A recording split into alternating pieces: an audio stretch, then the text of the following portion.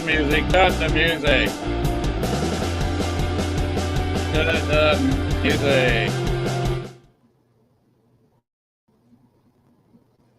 As you can see, if you watch the show before, I've changed the studio around yet again. And yes, these are flames, not real flames. I'm not going to burn my house down, but there are flame bulbs. And I look like I am in hell. Okay, the look is different.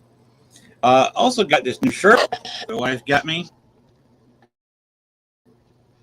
One shirt with a cider on his head. So this is the new shirt. And yes, there are 3 flame bowls burning behind me, and another one over here. And there's Bones. There's Bones sitting there with his friend. So this is what this looks like.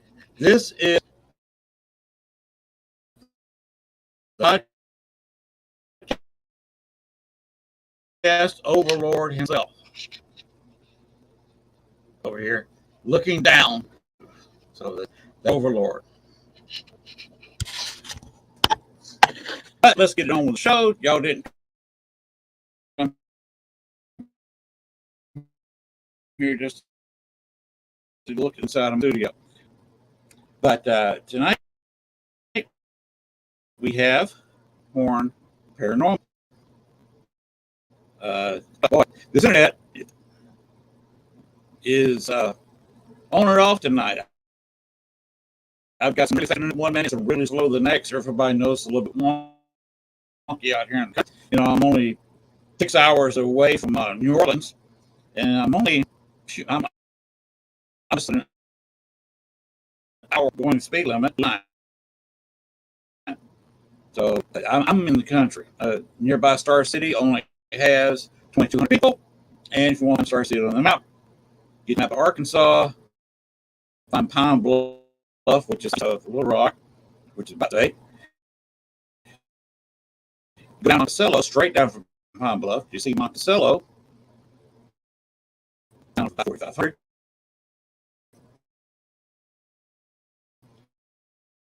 And go back and get a half outside of Star City.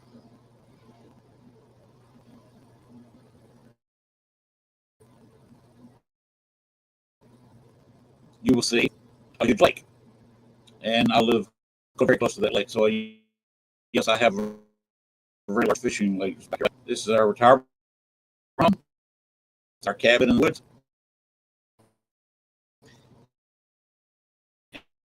And, all right. Back is uh,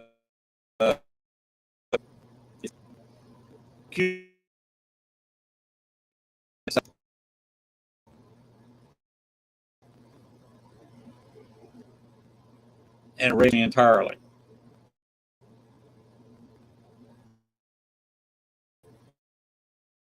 I got a black screen. There we go. I got a black screen. Come on. I need a bio here. Blank.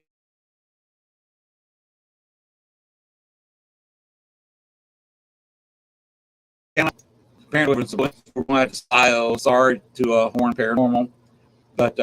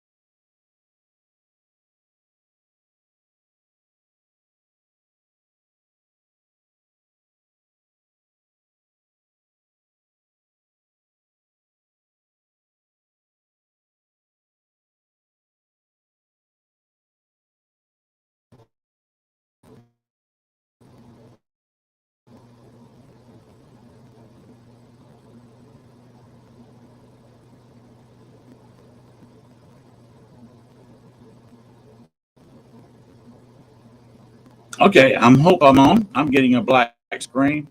Here I am. Okay, we're just going to bring on home paranormal while I've got the internet to do it. This is really crazy tonight. What's happening is I've got a lot of gamers in this county on the same system, and if they're playing games, they take a lot of internet, but I get booted around to the Welcome. Thank you. Hi, thank you. Nice to meet you, Thank Lynn. you for having us. Scott and Kim and Lynn. Thank you for having us. Now, while I've got the internet to say it, I could not read your bio because you wouldn't let me kick me out of my own show. So we'll have to forego that. Sorry, but right now, can you all three of you tell us a little bit about yourselves? Go ahead, dude. He says, great. Go ahead, Mary Lynn. Start with her. So Well, yeah, you do your background, and then it leads into how you met us. Yeah. Well, mine will be really quick and easy. So I'm a psychic medium. I've been a medium since I was about 4 years old. And the way I actually met Scott and Kim is I used to run the paranormal investigations in the haunted lockdown at the Pioneer Saloon in Las Vegas. So met Scott and Kim there and became part of Horn Paranormal. And I work with them. I live in Texas. I'm also a intuitive artist, and I do spiritual guidance for people, readings, and make my own spiritual products as well. So work with the Horn Paranormal and turn it over to y'all. So I don't even know where to start. Scott and I have been investigating together since we met, pretty much. 2013, 14. Yeah. Kind of started. And we met Mary Lynn in 2015 out at where she said out the Pioneer Saloon. I was born with abilities. Had a lot of things happen to me during childhood. Had a near-death experience, a suicide attempt when I was 15 that left me with an out-of-body experience that sent me forward with my abilities quite a bit. And I was really insecure with them and kept them quiet and didn't come out of the closet till way into my adulthood, even though I used different tarot and different things since I was 20. I never shared the fact that with many people I was like this, except for my mom and my brother. And most of my family didn't know about it. So then it progressed. When I met Scott and I was older, in my 40s, I won't go into how much older, I actually decided to come out of the closet and say, guess what? If you're going to love me for all of me. This is who I am. So if I seem strange to you, I see things, do this kind of stuff, you got to take the whole package. He still married me. So, yeah. So that's how we got it going. He was always a skeptic. So, and he still married you? Yes. So bringing him into the paranormal world, I did it in baby steps and gentle because he was such a skeptic, and he comes from a family. So if he can't touch it, feel it, see it, it doesn't exist. So it's been an interesting journey for us. And when I had taken him out to the Pioneer Saloon to do that investigation, the first time we caught some amazing stuff that he was like, I don't know, but he couldn't debunk it in any way. Yeah, so I started hooking him on it. The first thing we got an EVP of a girl. When I know for a fact where we were at, there was no little children, and somebody yelling help. And we when I first heard that EVP, it was like 2:00 in the morning in our Las Vegas hotel room, and we both jumped up out of that bed when we were when we heard that. Like, there's no freaking way, So it kind of progressed. We started buying the equipment. We went on, right? Started buying the equipment. We decided to go back. We started doing little investigations on our own, and we just kept getting sucked into it. And the more I found out the investigations, the more my psychic abilities came into. And so when we went back to the Pioneer, I approached Mary Lynn and I said, have been told by 11 different psychics that I have psychic abilities. I just don't know what to do with it. I'm afraid of it. And she says, well, let me mentor her. She didn't come out and say she'd mentor me in the beginning, but we became friends. And over the course of time, I did. And I tested her all the time because with me wanting to learn more, I didn't know who to trust when I first met them. So I was constantly putting her to the test to see if she was real. And so over this course of time, she became part of our team member. So we basically brought her in. We would put her in situations where we'd have the evidence and like the equipment in front of us, the SLS or something, and not telling her what we were picking up, but having her go do things and telling us what she'd get and testing her, and it would match up, and it was just really crazy. So over the course of time, we developed a really good, strong bond through this, and it helped me develop my intuition even more and understand what I had been seeing all along and understanding to know what the signs were and things like that. So, I mean, it's been amazing journey. In the last year, we took on 2 other people. We met our neighbor down here. He's ex-DEA agent. He worked drugs and narcotics down in, was it New Jersey? No, Florida? Florida. He was in Florida. Also ex-Marine. He retired. He was really interested in these things. We brought him in as a tech guy. He helps us when we're doing local investigations with the camera stuff, and he's learning. We're breaking him into the field. And then another person, her name is Natalie, that joined the crew, and she's been investigating on her own. She was always going to events and investigating by herself since 2010. But she lives in Indiana, and when we go all over the United States when we do our investigations, we don't just stay in one place. We try to get as many places in as we can. And so when we're there and she can come along, she goes on investigations with us. And she's also an ex-parole officer, so she's got a police background. She's got a real solid way of, I guess,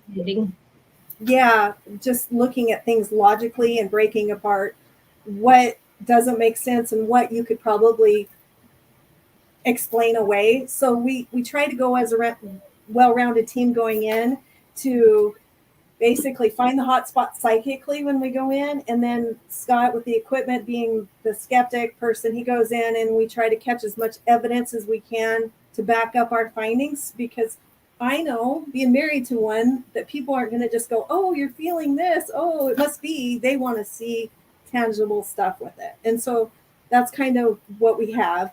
When we get into a situation where it's psychically can't be proven and we have a bunch of feelings, we do try to work on that and keep going back to try to get the whole story. Sometimes it'll take us a couple of days on a location sometimes to find out what the picture is bigger. Seems like the longer we're at a location, the more the story kind of unfolds. So we tend to go back to a lot of the same locations and to see what else we catch there. I mean, because we're finding out there's so many layers to things that we never get bored. We just don't. So, and I guess we never said, but we are out of Sturgis, South Dakota. Yes. So we live right here on the edge of the Black Hills. We're like 10 miles away from Deadwood. One of the other things is, over the course of time of doing this since 2013, we realized how expensive equipment is and how it wasn't accessible, because we bought into whatever we could get a hold of. Scott, behind us, you'll see a bunch of 3D printers. We actually LLC'd in the last year, and we now make our own SLSs, XLSs, and things like that.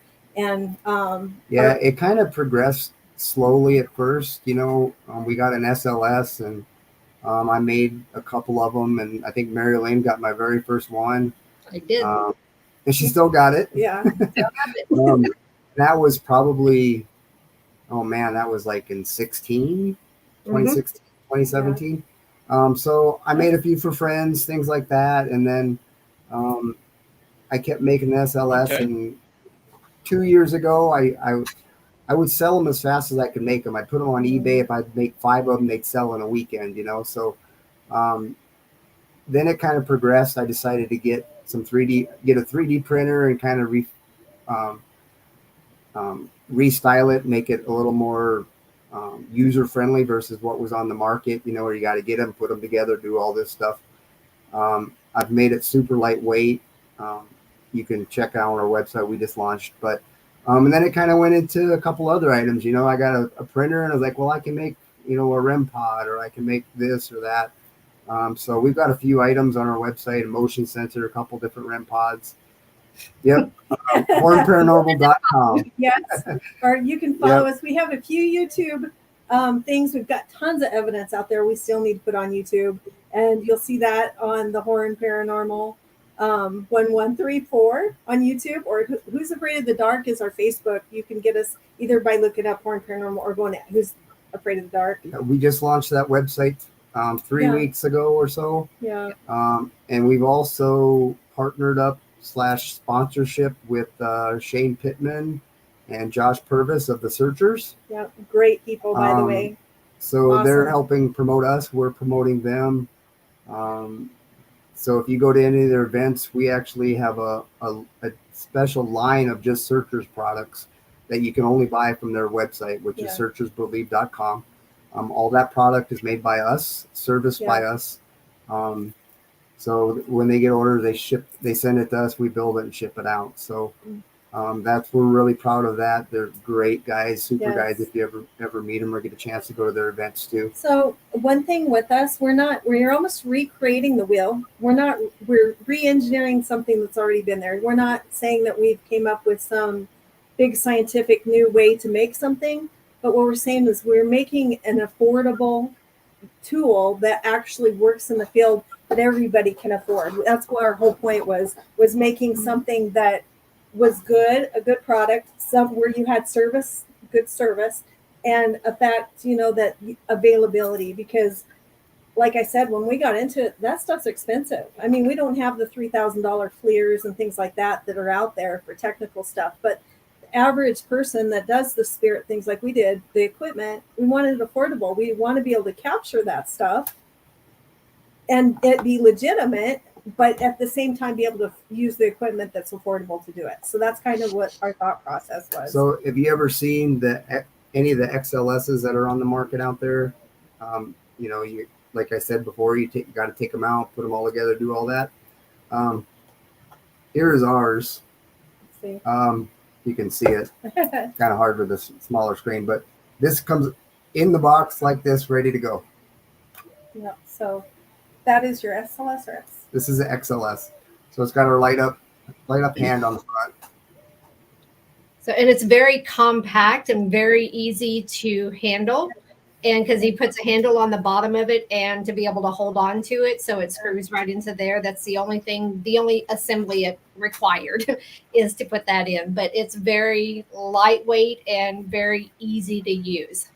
He's got a preloaded video on there how to put it together too, because one of the things about following instructions, people lose the instructions out of there. So he actually has a little video that he's added to the screen when you click it on and how to step by step to go through there. So then this is just one of our REM pods. Got our logo on the side. Yeah, some fun stuff. Lights up. The hands. Lights in the, Okay. So this is our line, which we call the HPR line. On the screen by yours. This is the Searchers. That's their color. Yep. Okay. So the only How way much you is buy that? is if you go to them. Yeah. These are $95. You can go on their page, Searchers page, and order them directly through them. Then they send the order to us and we make them. But the only way you can get the purple through the Searchers is through their website. Okay. You have to go through their website. And then this is a motion device, which is a UFO. Ooh, it's bright. Yeah, it's really bright. So, and it's got their Searchers logo on it. These are super sensitive. If you just even slightly blink, they're going to pick up on you. So up to 10, 15 feet. Yeah, you'll get, you put those in a room, you let it settle in. For example, we were at Whispers Estates in Mitchell, Indiana. We put it in front of Gary's closet because the story was that the closet door will open up by itself. You guys can go to that website and see that video because we got it. It's on our YouTube. We got like a 7 or 8 minute video on that. But that door that night opened up 4 times for us, and we actually put the motion sensor in the room.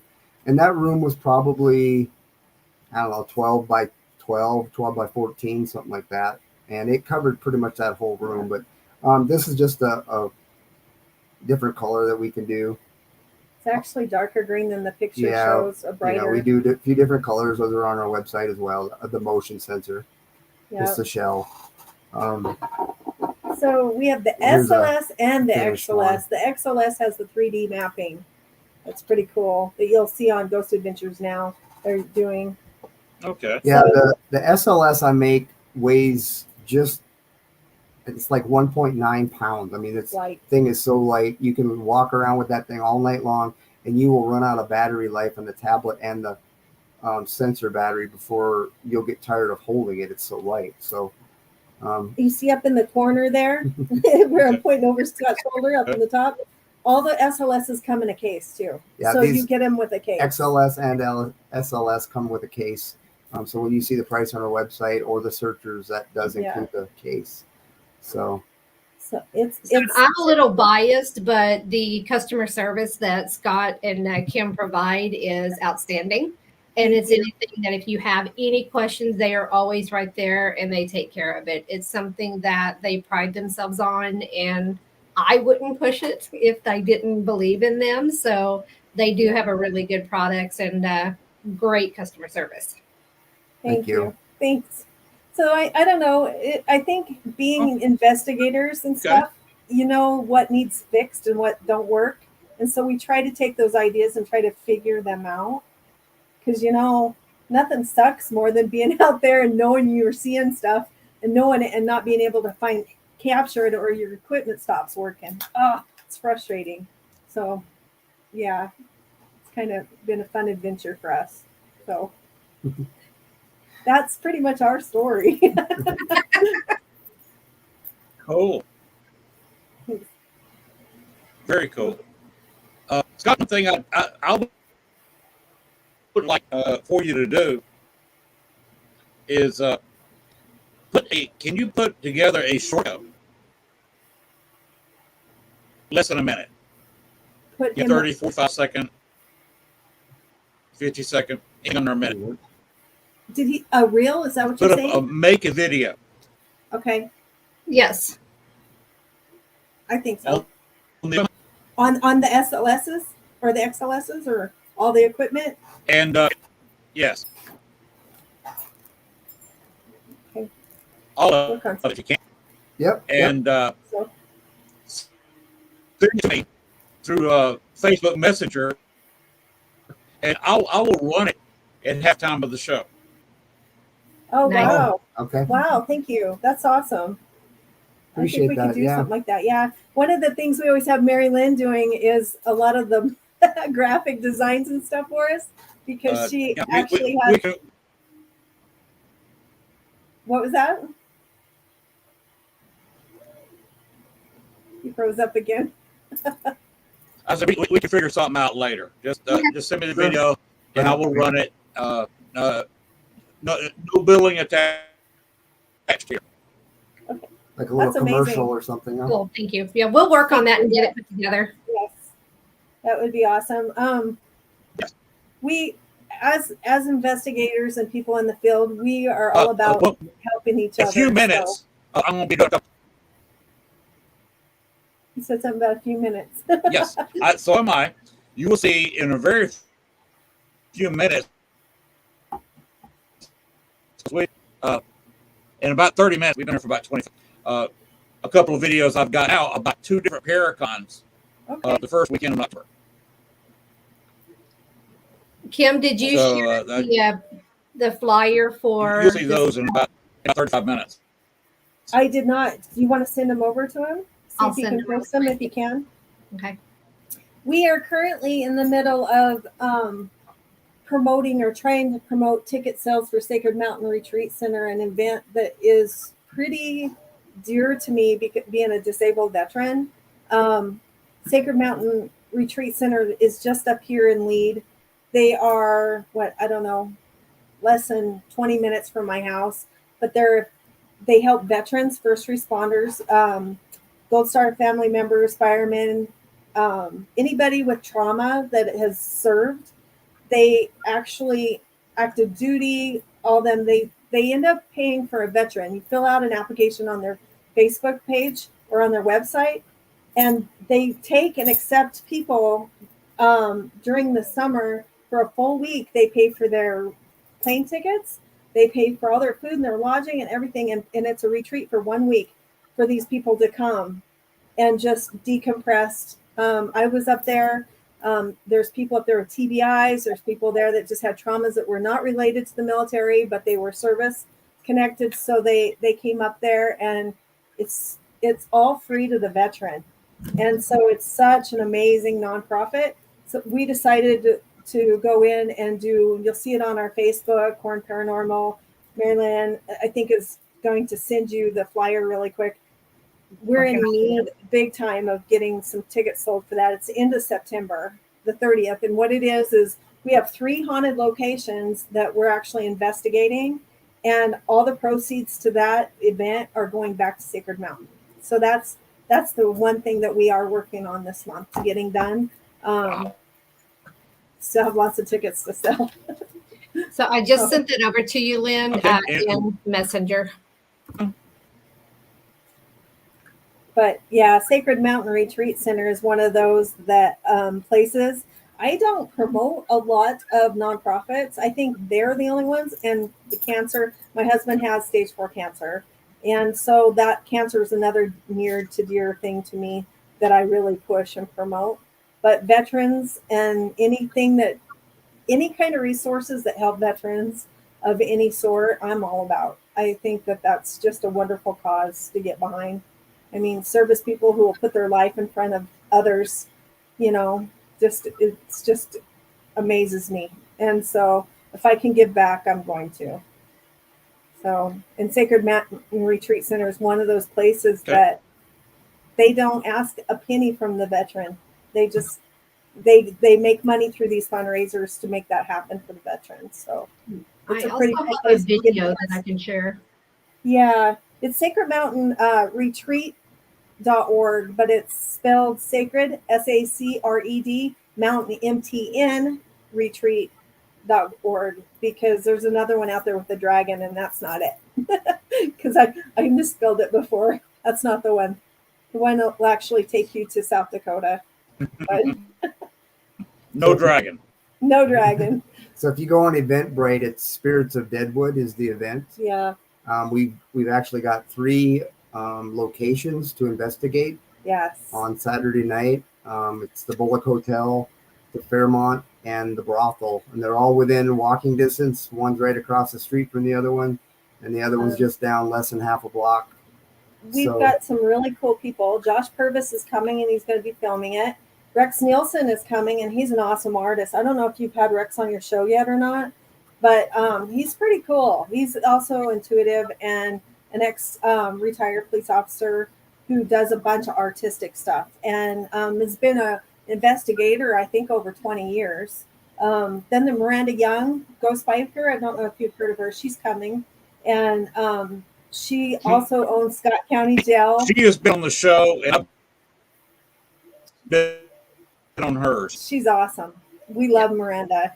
And then, of course, Mary Lynn's going to be doing her intuitive art, which she really needs to talk about because it's mind-blowing. It really is. It's the neatest thing I ever saw. Miranda.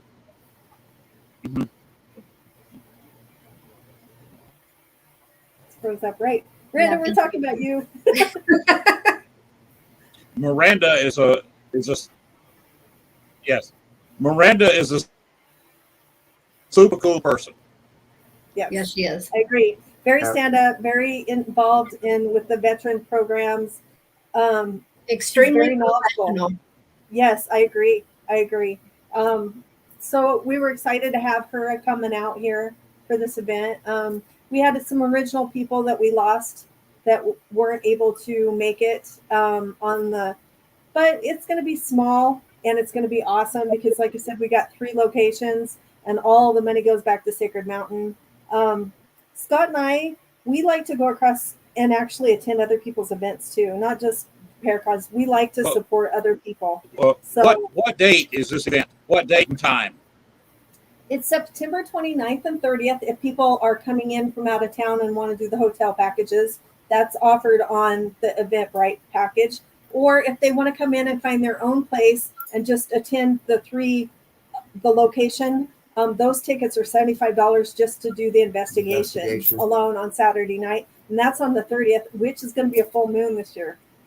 So, and what's cool about that $75 is you get all 3 locations. You're not doing just one. So you're also going to be investigating with different people at different locations because we have the talent to be investigating.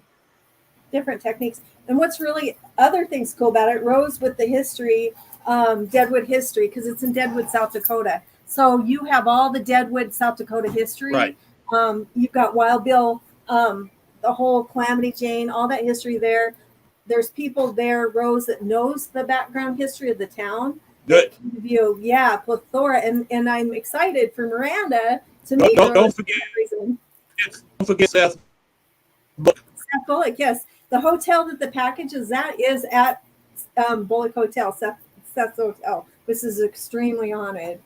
So all 3 places are really fun because they're haunted in a different way. We've got the brothel, we got the Fairmont, which is also like the brothel, and then we got the Bullock, which was Seth's. Those are the 3 locations. So it's going to be awesome. And Mary Lynn, she's going to be offering. So the locations. Oh, cut out on that part. One of the locations is Seth Bullock's Hotel. Yes.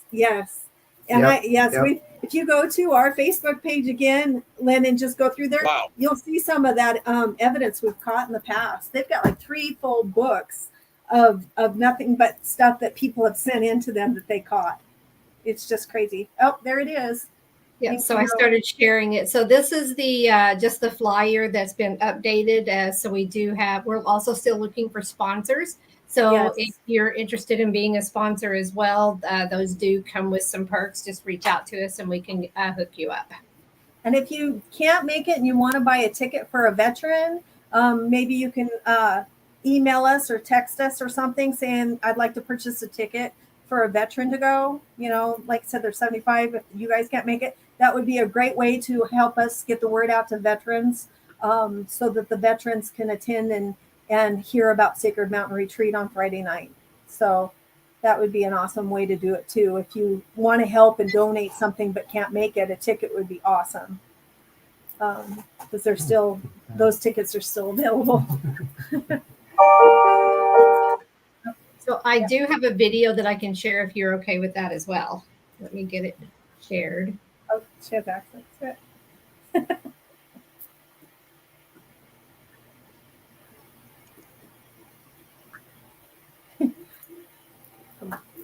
Okay. That sounds like an amazing event. I wish I could get up there. I wish you could too. It was kind of like last minute thing. It kind of got put together back in February, but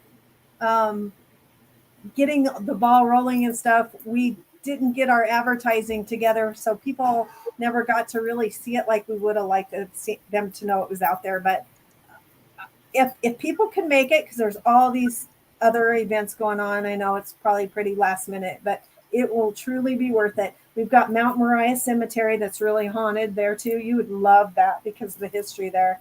I think we're going to have Miranda take anybody up there on Saturday that wants to go up during the day. And there's all kinds of stuff in Deadwood to do besides what's here. So if you're coming in, you could spend a lot of time there, not just a weekend. There's so much. And it is a gambling town, so you could spend a lot of money too if you want. Yeah, there's that.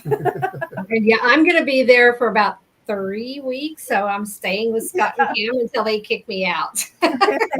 She's bringing her workload with her, so I don't know how much work she's actually going to get done. So, but I was going to say Mary Lynn's also the psychic that's going to be. I did not tell y'all.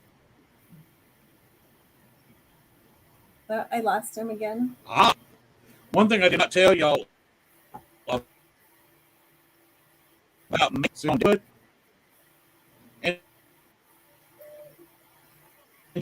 Chicago of Westerners, which is a internationally group, Mhm.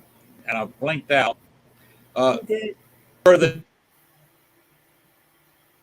they discuss but Western lifestyle. Okay. Nice. In the Western movies, how was the real life. So I'm familiar with Deadwood. Okay. If Yes. you get a chance, Um, anybody listening to this on that date to that event, because Deadwood is a hot spot paranormally, and there's a lot of places to investigate out there. If you get a chance to go into the Sept Hotel, especially if we're going in somebody with a young, that's an amazing and worth the price of admission. Just that location with that one person. And if you've got 2 other locations and several other people, that's an amazing event that is well worth the price. Thank you. It is. I mean, Scott and I, we've gone back several times. The stuff, evidence that we caught, it's one of those places, Lynn, that if you put your camera, you're feeling some kind of energy and you start taking pictures right away, you're going to pick something up on those pictures. And you don't have to have abilities. They will come and show themselves. I don't know how many pictures I've taken. Stuff has showed up in those pictures. It's the coolest thing. And it's got that energy when you come there. It's almost like, oh, I'm home. You know, or like, oh, I can't believe I'm coming back. It's not like, ooh, I don't want to be here. It's like, oh, this place It's not is really scary at all. It's welcoming, actually. Lynn, Yeah. are you able to play the video? I'm sharing it, but it won't let me share it. You have to be the one to present it. It's down on there, like I did the picture. Okay. Let's go ahead and do that right okay. now. Since you put it up, let's do it. Okay.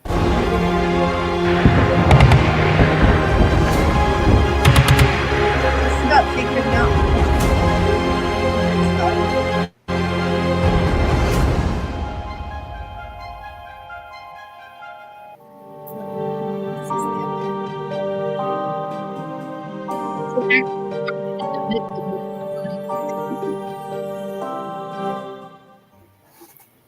Did it cut off the? Yeah, it's there. It was already playing. Oh, So if we hit it again, I think it should. okay, there you Okay. go. Kind of got cut off. The beginning of the video actually shows the footage of the hotels, which is pretty neat. Yeah, but not only those 3 locations, what'll make it really easy for people is they're all within the triangulation. So we're going to be walking. It's like steps from each other. It's not going to be a hard, we'll have people helping people anybody can come. We'll make sure that we have people helping people to get up the stairs at the Fairmont or anything like that. So it's really a simple location to get around to. One of the other things about I don't know if you know this, but Okay. The video disappeared off my StreamYard. All right, let me put it back on. Can you load it? Yes. Let me see if I can try to play it again. Yeah, so put if it you back guys on. look up Sanford Mines, that's up out of Lead. And they actually, you'll find this really interesting, they do neutrino, is it black matter? Dark matter experiments. It's funny that you said Chicago, because there's another site over in that area that they're trying to send messages and different things too. Underground, send it to that area over there from Lead, South Dakota. And I have a theory, because this is happening, activity is spiked in Deadwood. Yeah. A different activity. What we're also talking about doing is, because we have the 3 different locations and we have quite a few of us who are psychic or have abilities, we're talking about possibly setting one.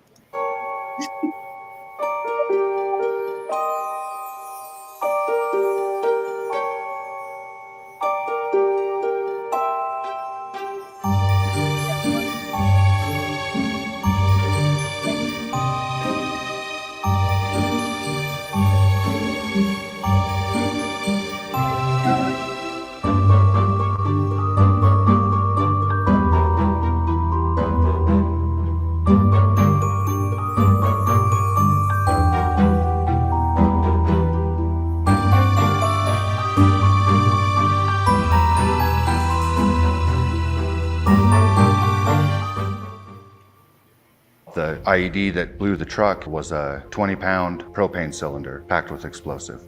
We ended up losing, that was Wahlberg. A young guy was just bleeding out. We tried everything. He ended up dying. No. It's tough. Did it play and all that? I've not seen it.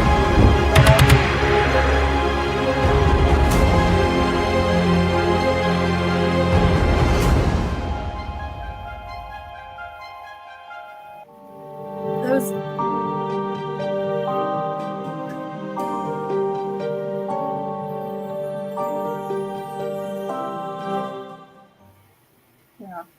yeah, it's a powerful little video about the IED because I personally know those people in that video, and they went through the program, and they're actually the peers that actually mentor went through a mentor program to like peer mentoring for the people who will come there and go through their program.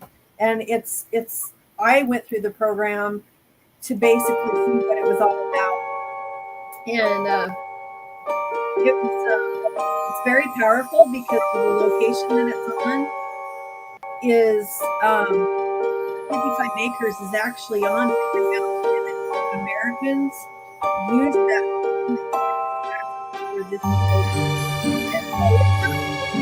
where they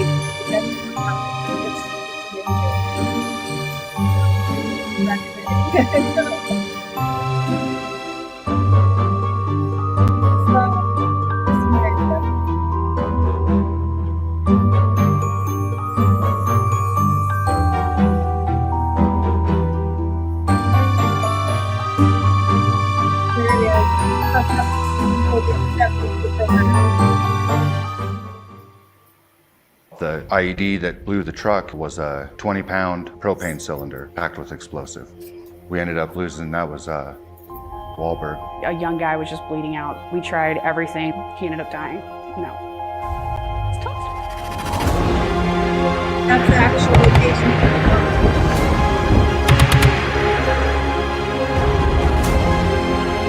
He's a retired police officer in the Desert Storm. She served military as well.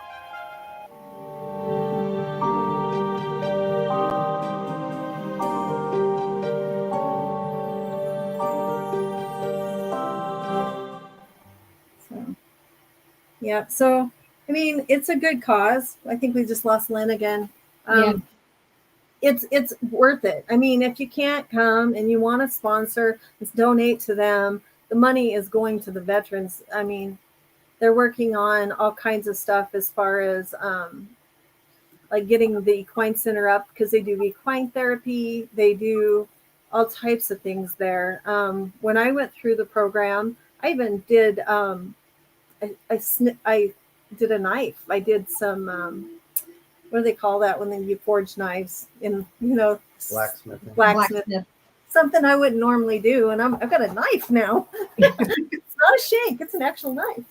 So that's what I want to be able to do, something like that. I think that would be cool. Yeah, it was so, and that's the thing about Sacred Mountain is Jared is not even a military. He's not first responder. This is something that was near and dear to his heart. So he founded the Sacred Mountain and puts all of his time and effort into it. Yes. I mean, those guys are so busy running all the time, trying to see the next thing that they can develop to get the, and then they go right into the fundraising. And then from the fundraising, they go right into getting the veterans up there and the people up there into their program. And so that's why we thought the event would be a good way to help him in some way, because he is constantly on the run trying to develop it and grow and get the word out. He had people, when I went through it, coming clear from the East Coast, flying them out there. I had a gal that was from Rhode Island. I believe she's from Rhode Island, flown in, that was Navy, that came in. So, I mean, everything from National Guard to firefighters were in there. So it was just there's something about going to a place like that doesn't have professional counseling, but that everybody has their own story, and they come in and they can talk about it without being judged. And then they can walk away from it and feel like they got a week to decompress from family, just whatever they had to so they could go home, and just that little bit of breathing. There's something about the Black Hills here. I'm telling you, they are super healing. I was drawn to them. I mean, Well, the Sacred Mountain's motto is also where the hills heal the heroes. yeah. So that's something that it actually does that. I haven't had the pleasure to go visit there yet, so I'm looking forward to it whenever I do come back. I get to see that. So, but it's something that, like Kim was saying, they don't have professional counselors there. They're looking at people who have gone through the same stuff. And Kim talks a lot about the anxieties. Some people sit back and say, well, I don't have enough anxiety that I should be taking this program away from somebody else. So, Kim, do you kind of want to talk about yours? Well, sure. I know that one of the things that I had wrote in the application, I talked to them, they had said to me, I told them, well, mine wasn't service connected, my traumas, even though I am service connected disability, my traumas were kind of a compounded thing based on all that stuff. And so they're like, if you think you don't deserve that, you need to be here. In other words, don't humble yourself, get your butt here. If you are having any kind of anxiety, I couldn't have children because I was diagnosed with endometriosis and was in the military, and they decided to make me into a guinea pig. So they experimented drugs on me until they caused me to have precancer. And then the drugs, I had reactions to the drugs that triggered migraines. And then I had to have a radical hysterectomy because I couldn't have children, all based on their experiments, which led to my disability, which gave me some PTSD in a different way. It was not the same type of PTSD, let's say somebody getting blown up with IED. But the thing about it is, it doesn't matter where your trauma comes from. Let's say you had a child die, had nothing to do with the military. The fact that you served your country gives you the right to come here and go through a week there, because it's all about giving back, because we all have given a part of ourselves over life to help everybody. That's their story. And nobody judges you there based on, well, you weren't combat. It is not like that. You can come there, and it's a place where we bond again, like people should. I can't say enough about it, because what they're trying to do is pretty amazing, because everybody, I mean, I had a person there that it breaks my heart to say, but they saw 9/11 happen and they lost family in 9/11. And so their story was a whole different story we all had different stories. But when we left there, we all had each other's phone numbers. And when everybody's having a bad day and somebody needs it, a text goes out. And guess what? We're all there for each other. That's what came out of it that week for me. So for us to do an event and send all that money back to Sacred, that's the least I can do, because I know they're saving lives. They've got a puppy program, Lynn, where they take and train service dogs, and then you can fill out an application. They've given out, I don't know how many puppies since they started the program. I think it's more than the Wounded Warrior program. I don't know that for sure, but I think it is. I mean, it blows my mind, the things that they're trying to do to help. And like Mary Lynn said, he's not a veteran himself. He comes from a veteran family. He's so patriotic. He couldn't join the military himself because he had some health issues. I think some feet problems or something, and he couldn't join, but he is 100% behind trying to help the veteran. And I just think it's one of those programs that nobody knows about, and I want them to learn. I mean, it's only been around for 5 years. So if he can keep the sponsorships coming in and the money coming in, he's really making a difference. And what it does too is this actually pays for the 7 days. These sponsors pay for the 7 days for these veterans to come out there, for veterans and first responders and the Gold Star family members. They can apply as well. And what that does is it provides them free trip, room and board, and all of the activities for that 7 days with no money out of pocket for the person who is accepted into the program. Yeah. So when you guys see these paranormal things, the people like Miranda behind it, it's dear to their heart, the whole veteran thing. So that's why they chose to come and do this event with us, is because they can see the value in this as well. And so they're not doing it just because it's an event to do. I mean, we've never had anybody in Deadwood before do an event like this. So it's a unique situation in itself, because honestly, the local people have never allowed outside groups to really come in without paying up the butt to get people in there. I know that Zach Bagans had brought Ghost Adventures in there, but those guys had to pay a lot to get in those locations. And we've locked down 3 for this cause just because it's Sacred Mountain, what it's for. And so it's Well, and what's cool what too I'm is saying, all the talent that's coming in is not putting any money in their pocket. Everything that they are taking is or Yes. getting is going back to Sacred Mountain. So this is not a profit for any Yes. of us who is attending as well. Right. It's not like a Paracon. No. There's not really, the people that have been able to come is really footing their bill to come out here. So that's saying a lot for the people that are showing up, really, because they're doing it for the right reasons.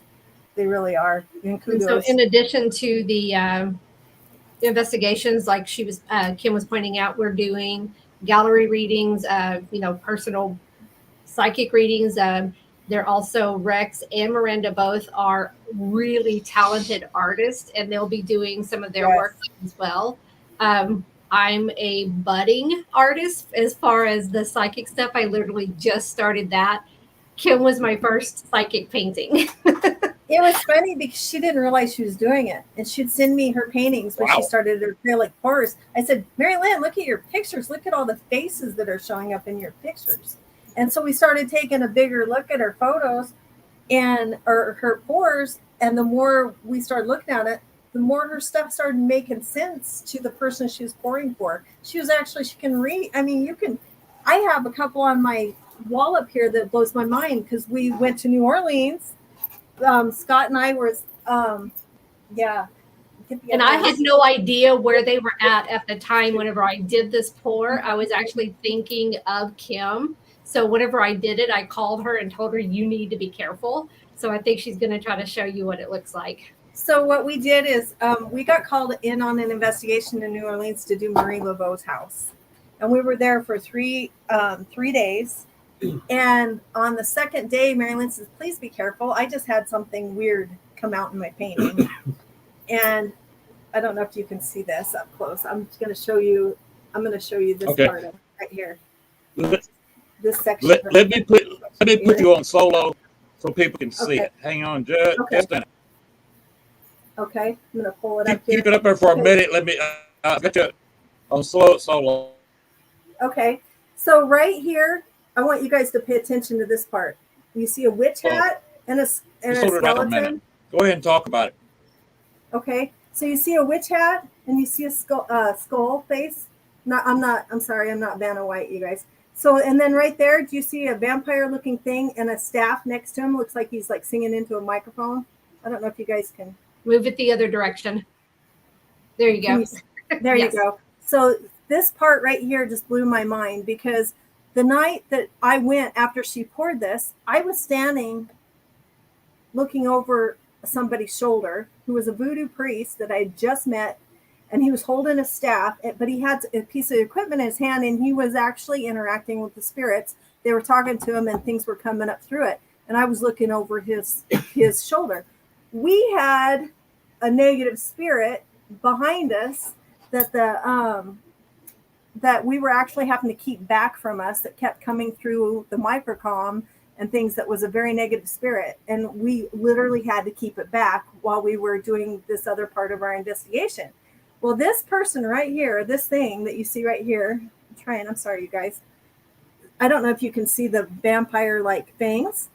And that turned out, that's Papa Czar. He's a voodoo priest in New Orleans that came, right?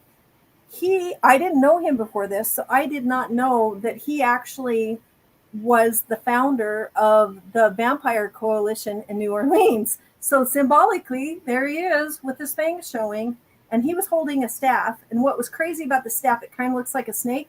We caught EVPs of snakes, and Marie Laveau had her snake. And so it was really interesting that we were getting EVPs that matched all these pictures that Mary Lynn had poured the night before and told us to be careful of. this is what she saw, this is what I saw. And it was mind blowing that came out in the painting. Some of the other stuff, Scott, Mary Lynn had, she didn't know that Scott had a tattoo of the phoenix on his back. And so she did this pour for me.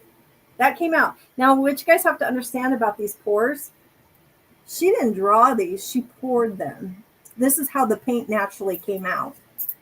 And like I said, Scott has a phoenix on his back. And that was one of her intuitive pours. And I told her, I said, Mary Lynn, Scott's got a phoenix tattoo on his back. And it matched what we had been talking about. So, I mean, that's how her intuitive pours work. She will have a person come in. Can we get Scott's shirt off? I don't know. That's a no. You got to pay extra for that. I'll just say it's on his shoulder. Kind of show you running here. So those are examples. Those are examples of just some of the stuff that Mary Lynn can pour. And that's what she's been, since she practiced on me, we realized that was what was happening in the pictures. She's done so many people. She's been able to do readings through her, what's come out in the paintings. So it's another way of doing, it's just an extension of her abilities that she didn't know she had. And so that was really cool to find that out. I mean, she's been born and raised and been the professional psychic. I mean, doing readings for years, and she just found this out this year. So it just goes to show you can never stop learning what abilities you have. Yep. It's super neat. So I was looking for a close-up of the black and white one that I did for you, the hand. Oh, it's up on my wall, but you saw how bad I was. I'm not that white. Yeah, the black hand's in the corner. She did a black and white one too, and I was pacing outside. Marie Laveau's talking to her, and down around the block, the Irish mob used to hang out there, we were told, and it was called the Black Hand. And they have this little black hand that showed up in the painting. And that came out in her painting too. And she didn't know that I was pacing outside, and that we had just had that conversation with the tour guides that we were with that had us come down to Marie Laveau's. It is down in this corner. So I added the actual photo too of it where the pour is at, if you want to post that one. Oh. Okay, there we go. See the little hand? And that, because what I was intending on this one, because I was thinking about Kim while I was pouring it, I was actually going to do just kind of a marble look on this. And then whenever I put it on there, and all I did was move it just a little bit, and that's what popped up. And it was all black and white. And it's really weird because it's just a simple little thing, but it was just a simple conversation we had while I was outside pacing. She was pouring it. So that's what came out. She was picking up the energy around the other street of the Black Hand. And it's weird that that would come out, because I hadn't even told her about the Black Hand mob part of it, because we were there for Marie Laveau's. So that was kind of interesting. I do have the painting where it's still wet on my turntable. It's on the screen if you want to share that. Okay. So on the paint pours, more success right now than we did when we did this. So Okay, let's give it a go. Nice. So these paint pours actually get really messy. So I use the big TV boxes and kind of tape them up, put plastic in it, and then I go to town. So my husband ends up checking me every time I do painting. If I'm going to go anywhere, he checks to see if I have painting on me, because I usually have it in my hair, on my face, something, because this stuff is really messy, but love to do it. I am going to send Lynn in this messenger. I'm going to send you a picture too, since we're talking about artwork. This picture I just sent through Messenger is something that Rex drew by hand. Rex Nielsen, who's going to be there, and he's going to auction this off for Sacred Mountain on. It was there just a second ago. I'm sharing it on the screen. You can use it there. Yeah. Okay. But he drew this and he's going to sell it, auction it for to go back to Sacred Mountain. You got a button down at the bottom. Put it in there, because with the wonky, you try to launch Facebook again, we're going to go crazy. Okay. I don't see it. How do I do that? Huh. So I'm actually sharing it. Oh, on by the way, Okay. do y'all know what? Okay. Oh, he was asking. So that is Rex Nilsson's. That's how talented he is, and he's going to be there at this event. He hand drew the 3 buildings we're going to be investigating, the story, the brothel. He's going to sell that. That was all hand drawn by him. So he's a really good artist. So between him and Miranda, we're going to have some really cool stuff there. So, yeah, I'm always. Yes, you are. I wish I could get up there. Yeah, I wish you could too. I don't know what's going to come out about if this will happen again. I don't know if Sacred Mountain will be wanting to do another event, depending on the sales. But I know Rose Spears, she is part of history, Deadwood history, and she possibly may be interested in doing something in the future, because she's all about Deadwood history, and I want to get her and Miranda together. So who knows what there might be. If not, Lynn, now you know 2 people who can get you in and know the area. So Scott and I, we've got a pretty good relationship with the folks I've never been there, but I will comment about 2 things. One, do you know what the Black Hands are? No, I just knew that something about them being a part of a mob, an Irish mob that ran in New Orleans. That's all I know. Okay, well, you had the Black Hands in the Irish mob. Yes. You also had the Black Hands in the Italian mob. Okay. The Black Hands are the ones who would take new immigrants, catch them coming off the boat when they first came there. Okay. And cool. they would say, I can get you a job. And they would get them a job, but then they would take a percentage of their pay, basically for as long as they were there. And if they didn't pay that percentage, the Black Hands was the black gloves they usually wore when they beat the pudding out of your face for not paying. Oh, wow. Interesting. Wow. That's cool information. I learned something. That's the Black Hands mob in Chicago was run by Bruno Rodi. Now, I'm not going to get into my knowledge of Bruno Rodi, but let's just say he and I have had some long conversations. He died just a month before I was born. Oh, wow. Wow. So with your mob, that gang that he ran called the Black Hands Gang, the 26th, but it was the 26th Street mob, and this is the mob that Al Capone took over when he left New York and first came to Chicago. Wow. With Bruno Rodi's 26th Street mob, called the Black Hands at the time. It is one of only 3 mob organizations still allowed to run in Chicago. In the 90s, they destroyed all 3 gangs. They couldn't get anything on the 26th Street gang, so they're still there. Wow. And to be honest with you, before we left Chicago, we bought a car from Exotic Motors. And that sounds a little strange. Exotic Motors sounds like a strip club, but it's run by the mob. Oh, wow. My car was by far the cheapest. The next cheapest car was 4 times what my car cost.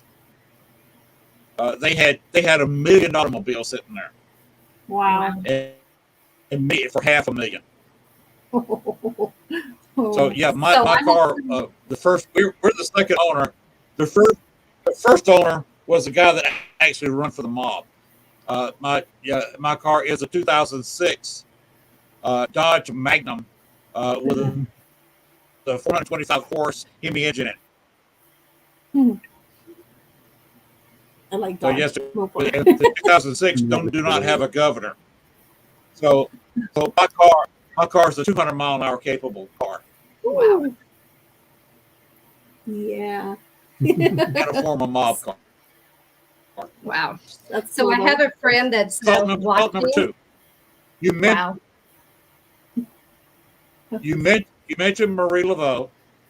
When I went to New Orleans, I went to her tomb, made an offering, and asked her if I could investigate paranormally there in New Orleans, and was granted that permission. So that's why I kind of had an inside to paranormal investigating in New Orleans. And it turns out that my wife and Marie Laveau are distantly related. Oh, wow. That's And cool. she is the one who taught me how to fight out of body.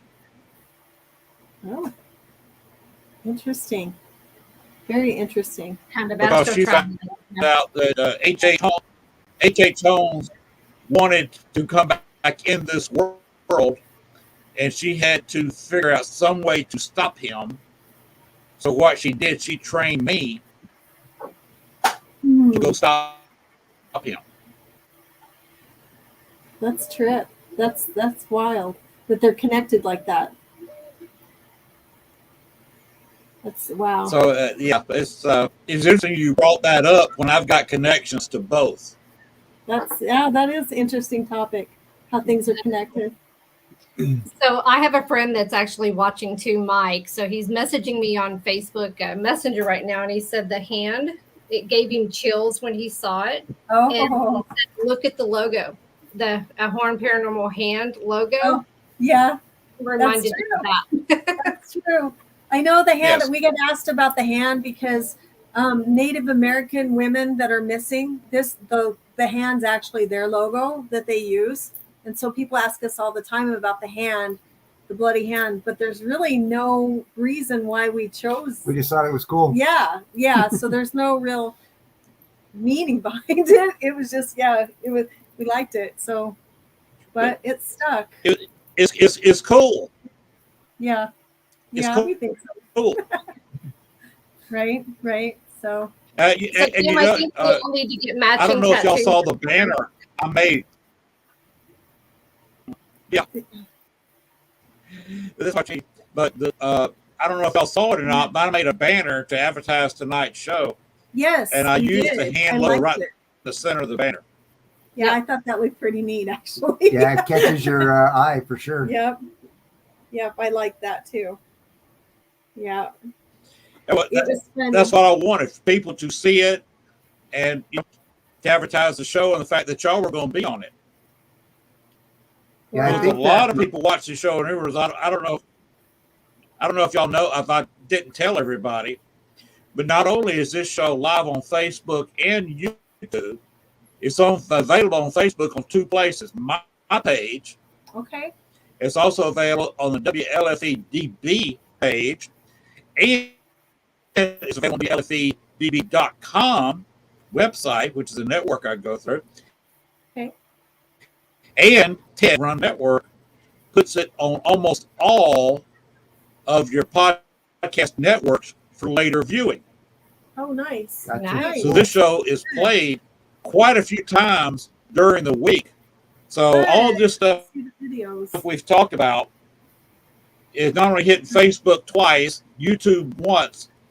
I have a lot of people watch the reruns on the podcast Awesome. networks. Thank you So, so Can you you know, much. share that's some of those links? The people that watch it plays. Can you share those links in Messenger for What's that us so again? that way we can start posting? Share the links in Messenger, and we'll start posting and advertising for you as well. Yes. Uh, what you talking about? My So all of personal the links. Yeah, all the links where this will play, if you'll share with us, we'll start promoting that as well, and also sending people your way to listen to your podcasts. Yeah. I know I started following you tonight on the Southern Okay, Pride. well, yes, Southern Fried Paranormal is where it's showing. That is just a page that's connected to my profile, the Lynn Dorman profile. You look up Lynn Dorman on Facebook, you're in my profile. On YouTube, I have that little check mark where I'm verified by YouTube. You put in Lynn Dorman in a YouTube search, and you go to my channel. Okay. Awesome. I know that I'm really glad that people get to watch the stuff about Sacred Mountain, even if they don't make it the event, if they can go in and research Sacred Mountain Retreat Center out of South Dakota. There's brochures, all kinds of stuff to read about it, and then they can just reach out to them and go on their webpage. There's an application page if they want to fill out. If they know somebody who could use that program, just go on there. Yeah, I mean, it's up all the time. So any kind of help would be awesome for them, like I said, because it's something that they do all the time. So hopefully if we get enough turnout on this event and we get enough interest, we can do it again for them. But that all depends on the interest in it, of course. But yeah, so gosh, I wish them luck. They've got a great cause. One other thing that y'all don't know about me, I'm a graduate, 4 year. I got a 4-year degree from Troy University. I did not go to the main university site in Troy, Alabama. I went to back then they had a branch in Fort Benning, and that's where I went for 3 years and a quarter to get a 4-year degree. Was built at Fort Benning, Georgia. oh, that's where I went to basic All training. my fellow students was soldiers, officers to enlisted to Rangers, right there in Fort Benning, Georgia. I also worked at Fort Benning several times. I was on one of the little private contractors doing work out. I was also a DJ in Officers Club for several years. What So years? I've got a lot of hit living right there. I was in during 89 to 92. Well, I was born and raised in Columbus, Georgia. Oh, You were there. Well, I was a lot. That was past my DJ time out there. I was DJing out there in the early '80s. I hope you don't recognize me. I was going to college out there. I was going out there to school in the mid '90s. Oh wow! I was part of the U.S. Army shooting team at Fort Benning. But I was DJing in the office out there in the early. Oh, okay. Yeah, I didn't hear when. Yeah. All right. So Cool. So here's a cool thing about now I Fort know not Benning. to make you angry. I shot competitive. I can't even speak now. Competitive pistol. So I shot 32 and 22 sport pistol competitively. So that was my two things. An air pistol, but the hardest thing to shoot was actually the air pistol. It was for accuracy. That was the hardest to keep accurate. But I wanted to tell you guys a really quick story about Fort Benning. Okay. That place, because of the slavery and things that happened, there was a place on the post, and I don't know if it's there anymore. And I was wondering if you ever saw it, where a road went down to the river, and they had an actual old stone, like auditorium type thing with seating and a hanging tree, where they actually would bring the slaves in on post. And I was told that that's where they actually congregated and did that kind of stuff, was right down there on the post. And it was so creepy because when you went down there, you felt that energy. And I don't know if it's still there. Went there to that particular location. Wow. I don't think it is. Because I took my mom there and she came to Mary visit Lynn, I me. believe. When I was a mom, Mary Lynn, I believe you need to fade out, correct? I do. I need to drop out. Yeah. Okay. We probably do too. But yeah, Okay. there's a lot of history at Fort Benning. There's a lot of stuff. I know that I had an experience there with my mom. Well, a tremendous amount. What's that?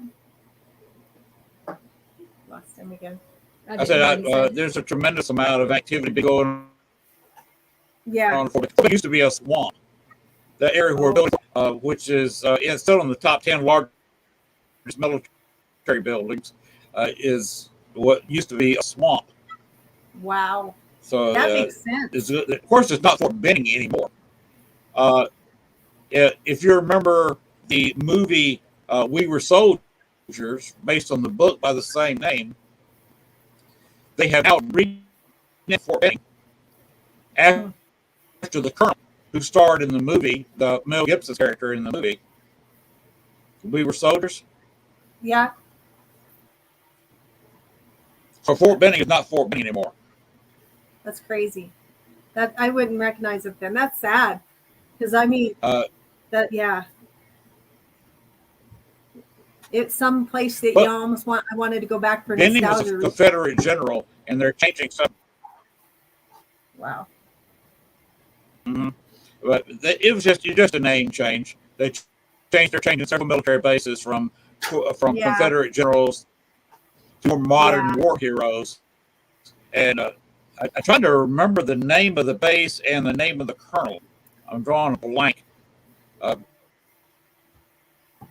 I wasn't prepared to name that in the show tonight. But it was Mel Gibson's character from the movie We Were Soldiers. Okay. But Mary Lynn, you need to go ahead and go. So if you go, just say good night to everybody and where we can get in touch with you.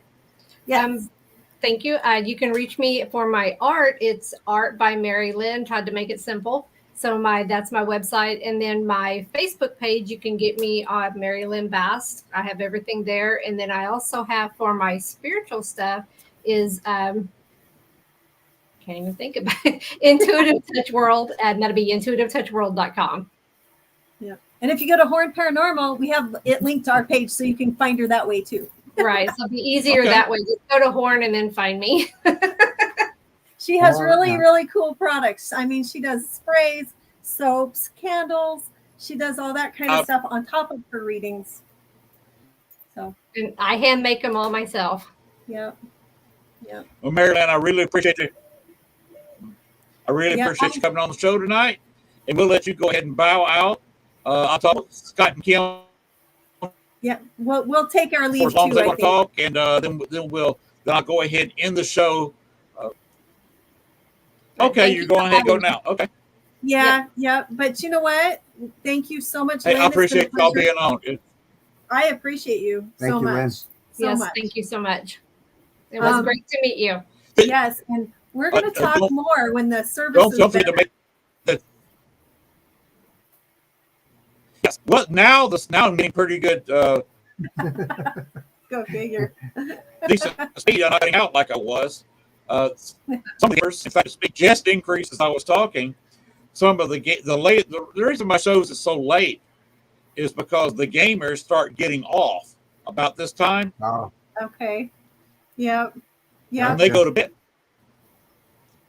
So it's just an overload of towers because my internet's based on cell phone towers, and now we've got really good speed. Now that we're ending the show, all of a sudden I've got fast internet.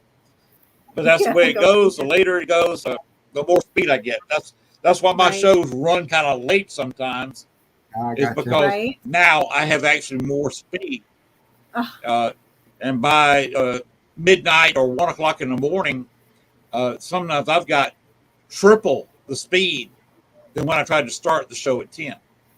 It makes sense. That does make sense. Of course, at 10, I've got better speed than at 8. Sometimes I've got dial-up speed.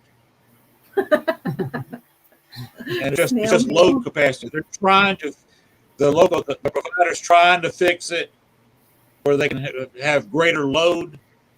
What's happening is their system is too popular with people because it's the only it's the only unlimited internet we can get here. The only other internet we can get is another company, which is the service is bad and you're limited. You can only be on the up and down so many times. And on a podcast, I'd wear out my entire month's worth of internet on one show. And Right. same with satellite. I can get a little bit fast, a little bit more speed with satellite, but again, with a 2-hour show, I would use all my internet in one show, and then I'd be at dial-up speed for the rest of the month. So this is the only way I can do a show is through this kind of internet, and it's just something I got to put up with if I want to do a podcast until they get the 5G. Now, when we get the 5G down here, we get a little bit more speed, then I'll be fine. And you see, I'm a lot better now than I was. I know. Right. Boy.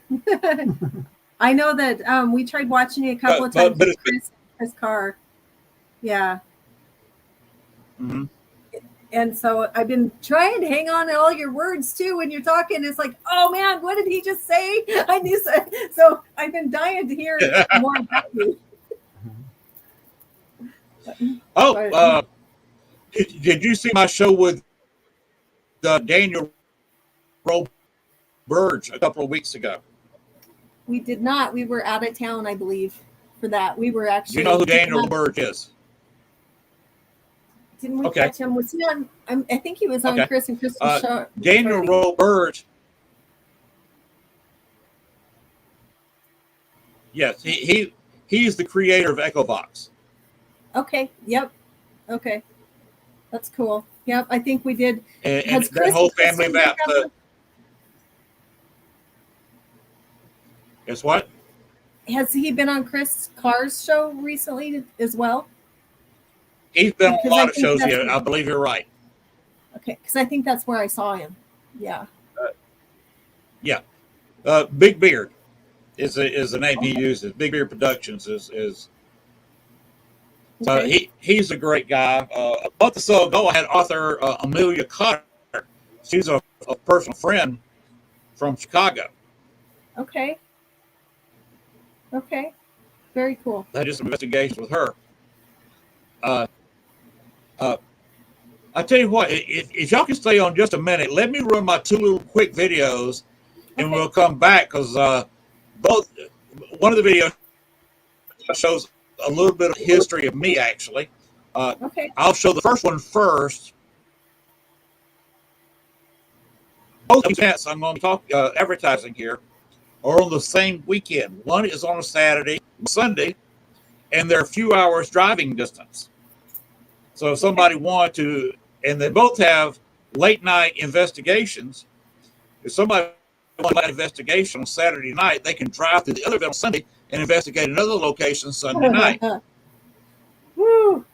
A twofer. That's tough. So yeah, that'd be a busy weekend. They're both 1 day Paracons. So here we go with the first one.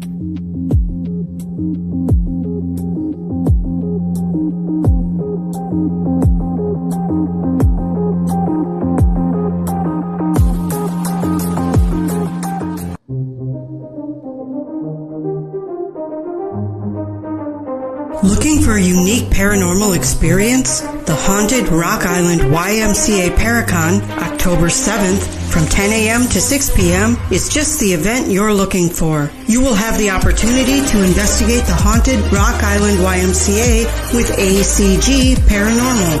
Visit with over 60 paranormal and metaphysical vendors from 8 or more states. And pre-order your t-shirts at dvinar@aol.com.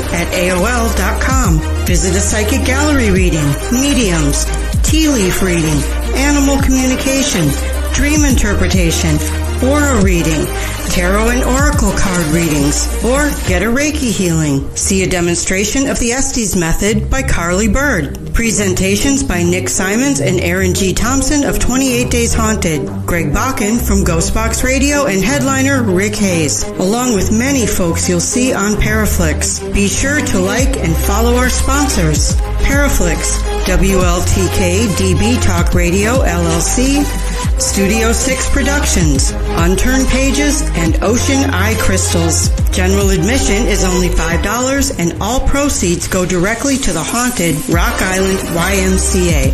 For more information on the haunted Rock Island YMCA Paracon and vendors, look for them on Facebook under events.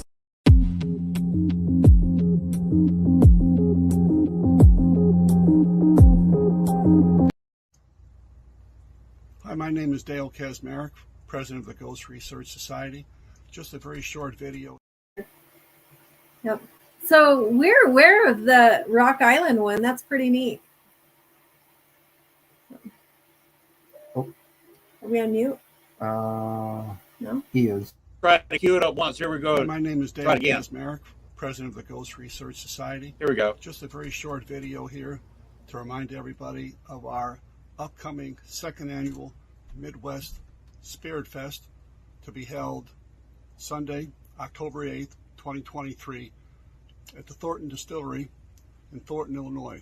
There'll be speakers, vendors, psychic readings, and paranormal investigations of a haunted underground artesian well. If you're interested, please contact me at dale@ghostresearch.org through my Facebook page or my website. Thank you. Very cool. Very cool. Oh, you're muted. No. There we go. In Chicago, he goes features. Go. I'm muted.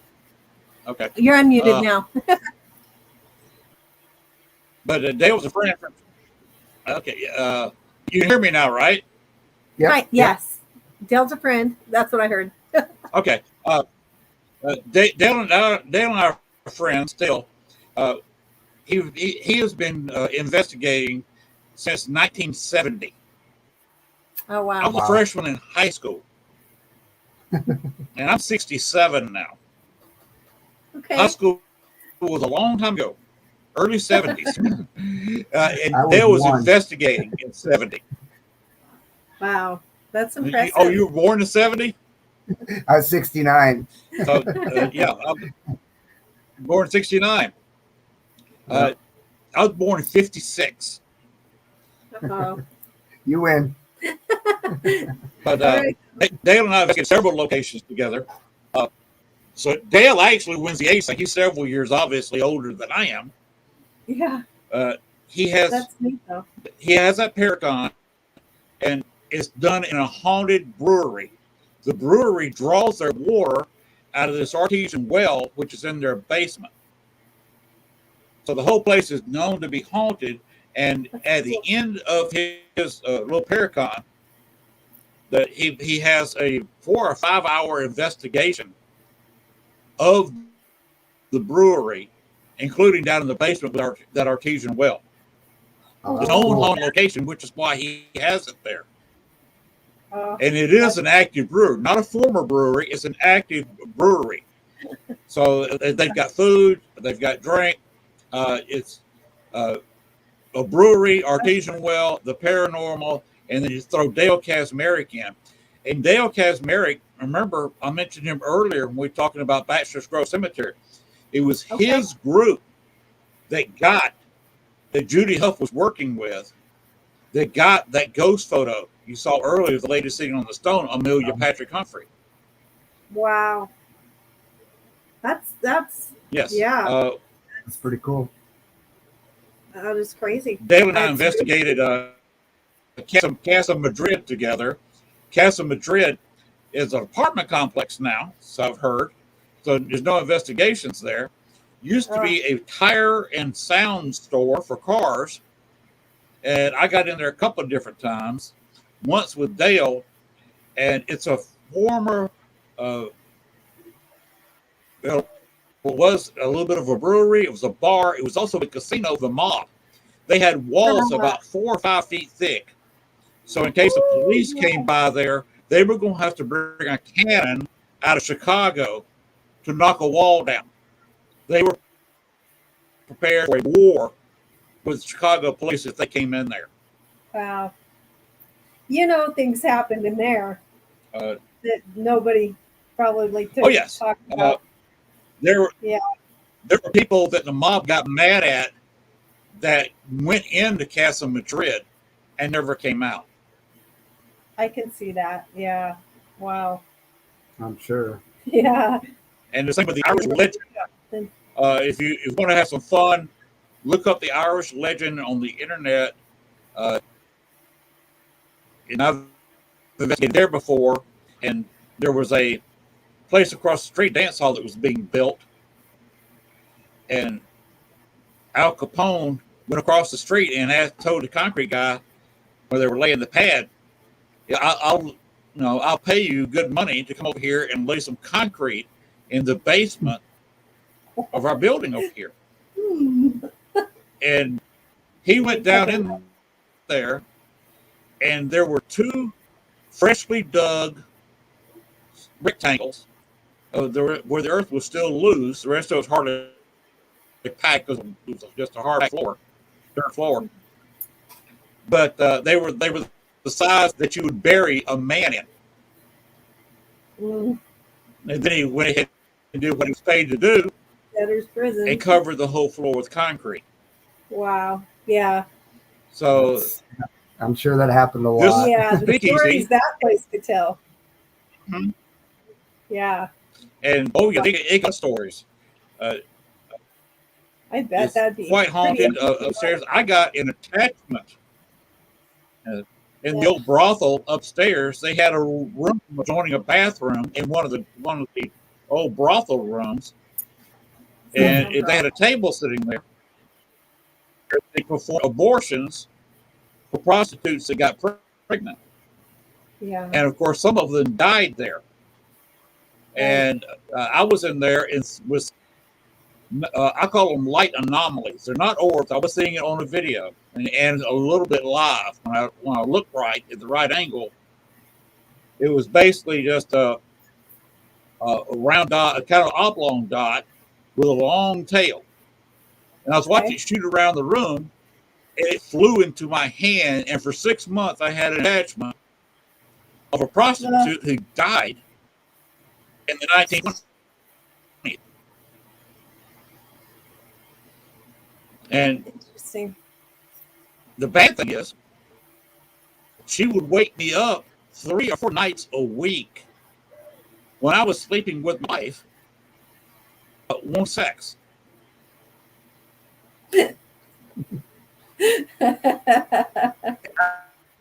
I would wake up being straddled by this prostitute who died in the 1920s. That's funny. Which was, I mean, I'm sorry, but strange. that's funny. I finally got rid of her. I finally just grossed her out, and she left. Oh, and funny. she never came back. But about the Irish legend, which is still operating as a pub, a bar, and a restaurant. Very good food, by the way. It's got the remains of a caved-in tunnel in the basement. The tunnel led to a cemetery, which is behind the place, and that's how they got liquor during Prohibition. Mm-hmm. Makes sense. They would load it up from their clandestine breweries, load it up into a hearse, send the hearse to the cemetery, and they had a tomb that was locked from the inside. Which that should be a clue right there. Yeah. Right? A tomb that got a big padlock on the inside. They would go down the tunnel to the tomb, unlock it. The hearse would back up to the front of the tomb, unload the liquor onto hand trucks, and they'd hand truck the liquor down the tunnel and into the brothel / pub / speakeasy. Wow. Anything for a drink and some gambling and some women. Mm-hmm. And yes, I spent 2 nights alone in that cemetery too. Oh wow, that should have been interesting too. One night I had a shadow figure that stood there almost all night staring at me. Bodyguard was doing. Interesting. Yep, that's what it was. Bachelor's Grove, there's people have seen the Bachelor's Grove shadow figure. Some of the people say it's 8 foot. It's actually he was about 6. He was kind of tall, 6'6", 6'7". That's a former caretaker Okay. that makes was sense, watching too. over Bachelor's Grove. That shadow. Everything else there is bad spirits. See, there was a former Indian village just a couple hundred past the road, the cemetery, Oh, and there was a massacre at the Indian village. okay. If you look back in Native American history, a lot of the Iroquois tribes back in the day, back before white man got here, Mm-hmm. the way they would increase their tribe members was to go wipe out all the men of the tribe and take the younger women and the children, and that's how they increase their membership in their tribe. Okay. And this particular small tribe was wiped out by them. And even to this day, there are a few surviving descendants of that group that will come back there and sometimes try to spend the night there. You're not supposed to, because that's back there is what they call forest reserve, and the forest rangers won't allow you to spend the night back there. But Gotcha. they will try to go back there and commune with their spirits, Right. as you know, Native Right. Americans like to do. Go Right. back there and take peyote or something, and commune with their spirits overnight. Yeah. But that's what happened around Bachelor's Grove. It wasn't the cemetery gone bad. It was what happened around the grounds that have gone. It's bad land around it. That makes sense too. Because it's not as haunted as it used to be, because the Libby Mae Humphrey, the little girl that died at 11 months and 4 days, she, by following me home, learned how to move around. She could not move around. And that's why I was going to go back there and physically pick her up, and would sometimes be seen walking around the cemetery crying, carrying a baby. So my thought, what is your thought? But I taught Libby Mae how to move. If her mom could come back to protect her, and that she learned how to move, do you think her mom could move her on with her to wherever? How that energy? Yes, her mother could absorb energy when we were sitting on the stone when that picture got taken. Mm-hmm. Right. If you notice the picture, it was some of it shadow, some of it wasn't. She was seeing a little bit of sunshine absorbing that energy. She just come through a portal, using up quite a bit of energy, and she had to kind of recharge before she took her child and left. Gotcha. And Judy Huff just happened to get her camera timing. and take a picture. Mm-hmm. Yeah, it was just luck. She just put her camera up and snapped and caught that photo completely by accident. I don't think people realize how rare that is. Actually, the timing of things. To get a shot like that, yes, especially. Yeah. It was just an accident. Yep. That's how she got that. But now that Libby Mae can move herself, they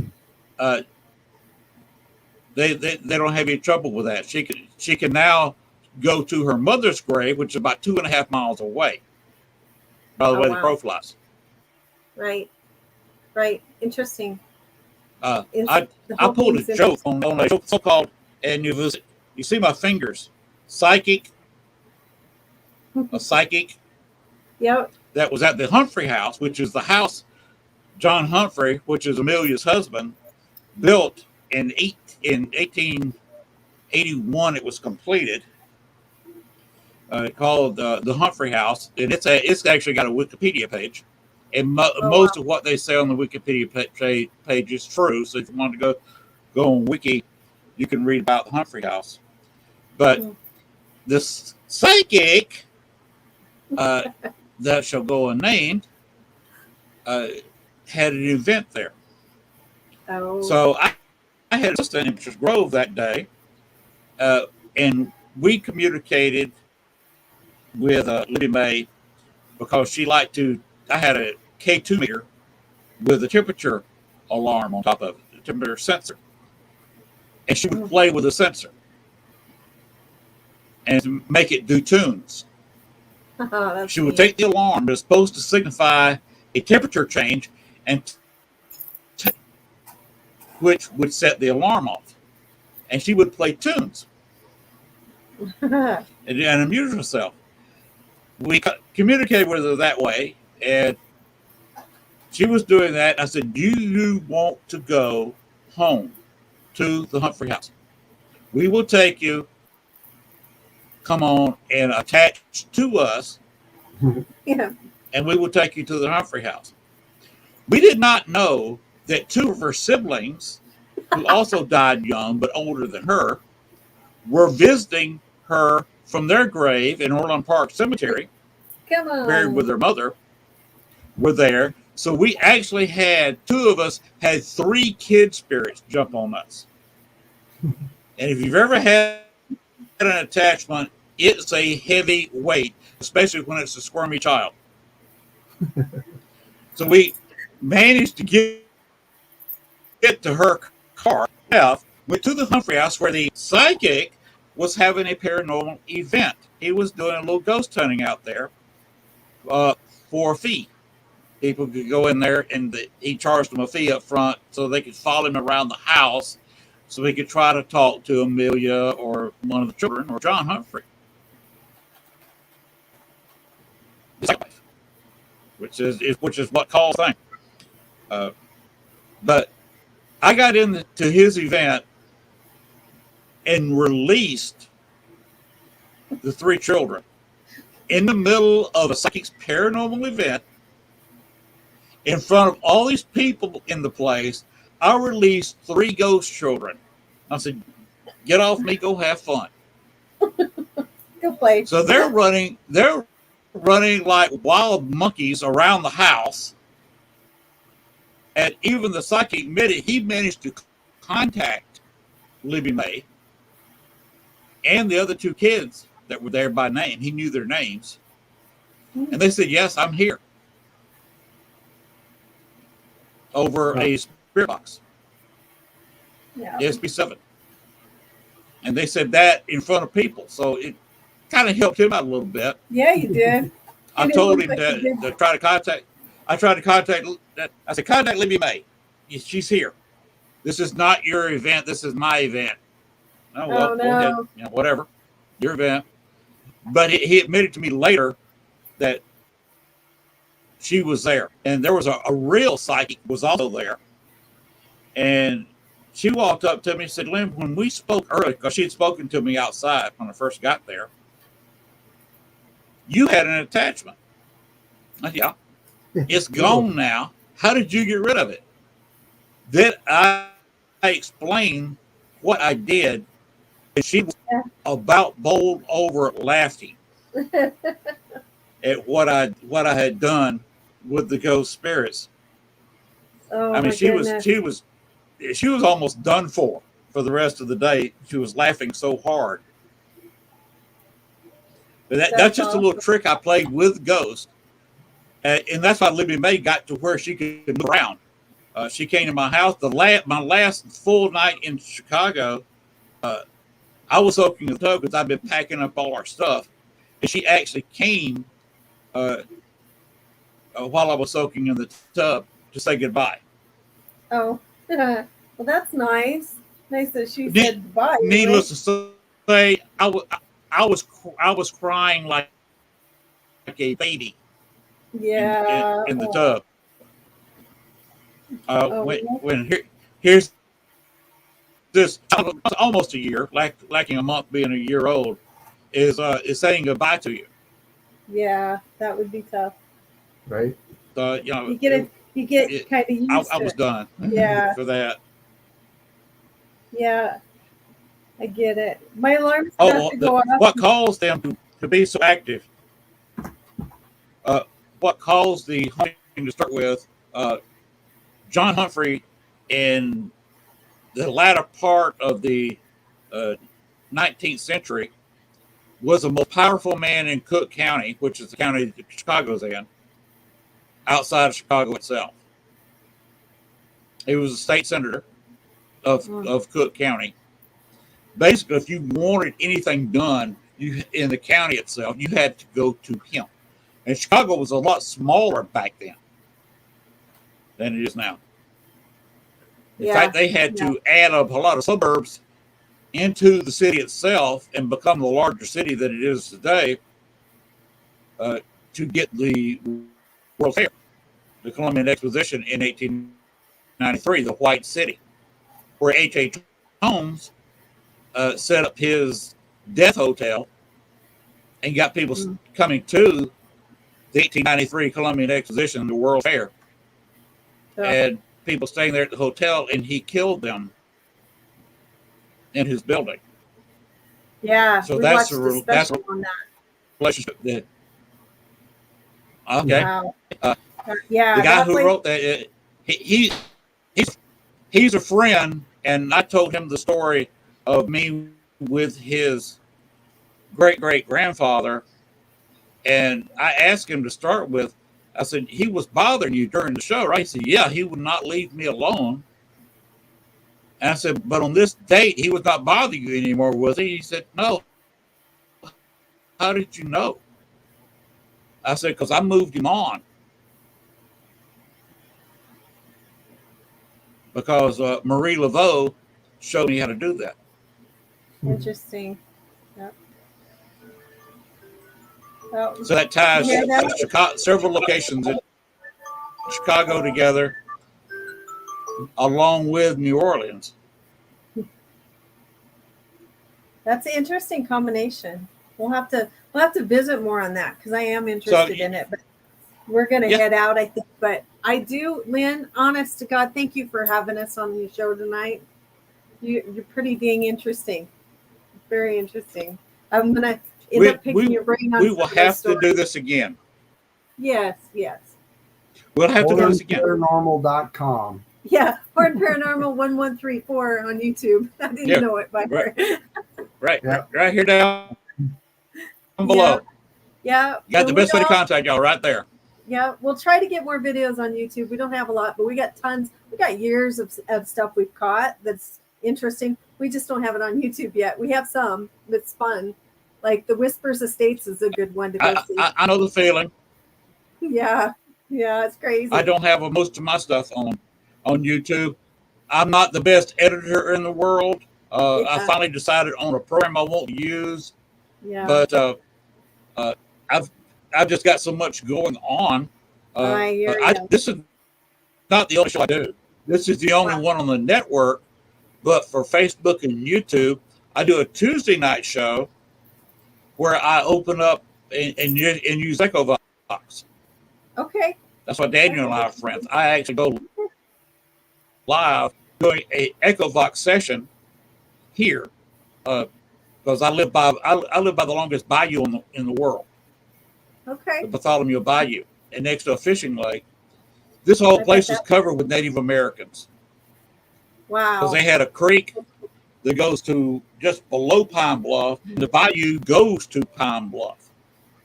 So this was, and then flows down into Louisiana to a lake that was also completely surrounded by Native American.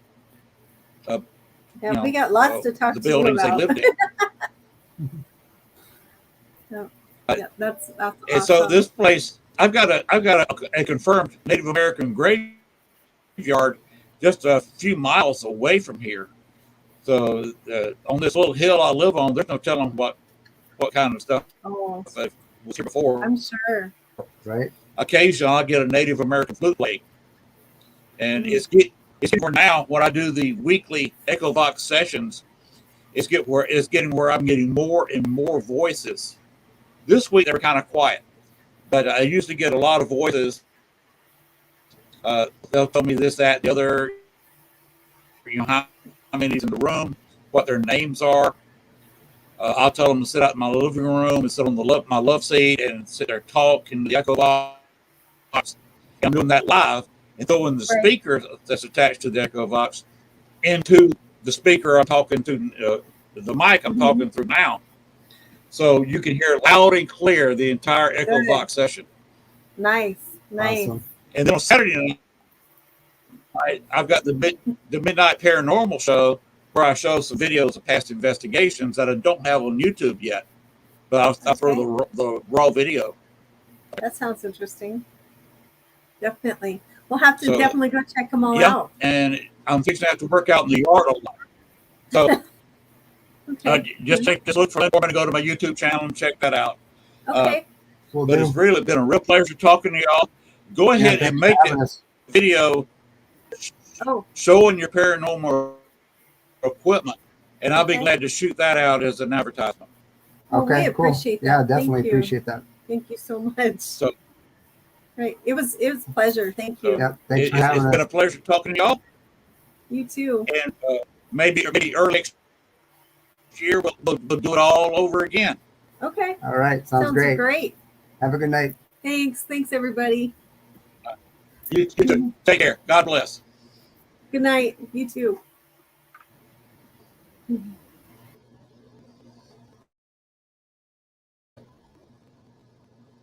All right, everybody. That's going to be it for the show tonight. We almost made 2 hours. So we are going to go ahead and keep. I've had a long day. Said at the opening, I had a doctor's checkup today. I'm fine. But it was an hour sitting down with the doctor, and that's always exhausting. Also got up kind of early this morning. Really didn't nap out today. And going downtown tomorrow. So I'm going to go ahead and get on out of here. I am going to show 2 videos of the 2 events coming up the first week in October. I will show those 2 videos right now. I'm going to start right now, and then we'll go ahead and exit out of the show.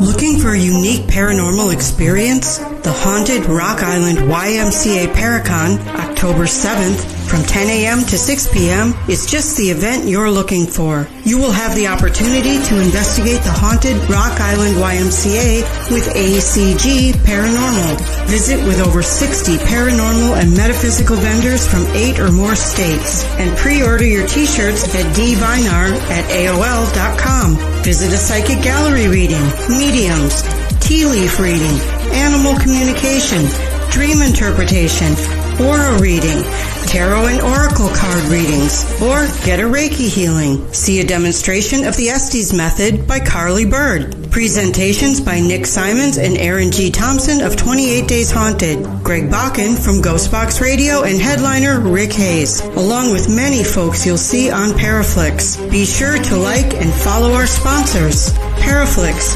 WLTK DB Talk Radio LLC, Studio 6 Productions, Unturned Pages, and Ocean Eye Crystals. General admission is only $5, and all proceeds go directly to the Haunted Rock Island YMCA. For more information on the Haunted Rock Island YMCA Paracon and vendors, look for them on Facebook under Events.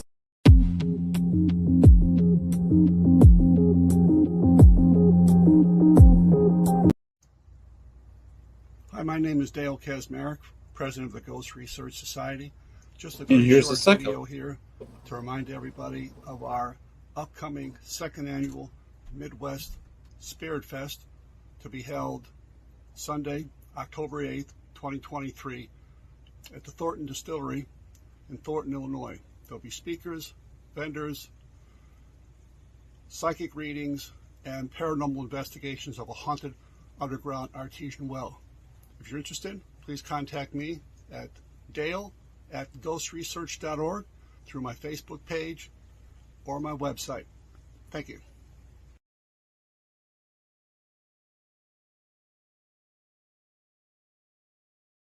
I've been friends for years. I would personally, if I could go, I would go to both these events. One's on Saturday, one's on Sunday, and drive the distance and just sleep in hotels for 2 nights, maybe 3. But I would get both those events there on Saturday and on Sunday. 2 different locations. You get the ghost hunt in. They're about 3 hours driving time apart. And for the 3 hours, you can hit another location, hit another Paracon, meet a whole different set of people, and go on a second ghost hunt on the weekend. There's not too many places, especially for that kind of money, to hit 2 different ghost hunts. And there's an additional charge for ghost hunting at both events, but to get in and go quick hunt is cheap. Both are cheap. Then you pay the additional to go on the ghost hunts, and you've got 2 confirmed haunted places that you can hit. Excuse me, like I said, 3 hours apart, and that just sounds like a great weekend to me. But that's me. So all right, we're gonna call it quits. By the way, that ACG, the group that's going to be at the first event on Saturday, I am in negotiations with them to appear on the show. So I would like to. They cannot appear. I'm booked solid through all the way through September and all but 2 days in October. And they have a hard time in October. She starts classes. So, but I'm talking about recording a show with ACG. So that will be forthcoming. If they can name a time where they can get together and do a couple hours of a show, then I will record it. I can only record 1 hour at a time, so I'll either record 1 or 2 hours with them and then show it probably sometime the last 2 weeks of October. And then, of course, on Halloween, I will have a Halloween special as I did last year. Last year, I did about 13, 14 hours of Halloween. And I plan to do so this year. I want to do it at a different location other than this here. So I'm in negotiation with my internet provider to do a remote event on Halloween. I'm looking for a co-host with that. I'm looking for a co-host for the show. In fact, so if anybody wants to step up and be a co-host of a weekly talk show, I'd be glad to talk to you about that. All right, Bones, take us home. And just remember, the paranormal never sleeps. Good night, everybody. We will see you Saturday night at midnight for the Midnight Special Show. I started showing some video from an investigation last Saturday night. I will finish that investigation this Saturday night. So that's what I do on the Midnight Special Paranormal Show. Not the Midnight Special Music Show, which is awesome. Back in the early 70s, they started showing the Midnight Special. They went to the early 80s.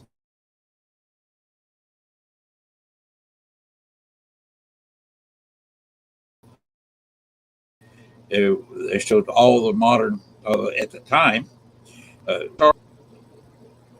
other top pop rock musical events, blues. They are all on there with good hosts and fantastic music. They got Woman Jack in there to do a little bit of monologue, introducing, kind of a co-host thing. He did the announcements. He take you to from the commercials. You might remember the late Wolfman Jack, the greatest DJ ever lived. He's also on there in his early 70s through the early 80s. So our shows have their names. They play music. I play paranormal videos. I cannot sing. I cannot play anything. I'm not musical. That part of my brain does not work. Anyway, Bones, take it out of here. Paranormal, buddy. Thanks for watching our show. Be sure to tune in to next week as once again we journey way down south into Bayou Country for another heaping portion of Southern Fried Paranormal with Len Dorman and Bones. Make sure to like, share, and follow. Y'all come back now. You hear?